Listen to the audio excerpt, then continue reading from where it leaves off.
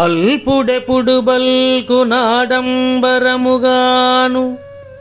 సజ్జనుండు bulk చల్లగాను. కంచు మ్రోగునట్లు కనకంబు మ్రోగునా, విశ్వదాభిరామ వినురవేమా. భావం: చెడ్డవాడు ఎప్పుడూ డాంబికాలు పలుకుతూ ఎక్కువగా మాట్లాడుతాడు. మంచి బుద్ధి కలిగిన ఉత్తముడు తన గొప్పదనాన్ని కూడా దాచి అందరితోనూ మృదువుగా మాట్లాడుతాడు. ఎలాగంటే, తక్కువ విలువ కలిగిన కంచు ఎక్కువ శబ్దం చేస్తుంది, కానీ ఎంతో విలువైన బంగారం శబ్దం చేయదు కదా, అలా అన్నమాట.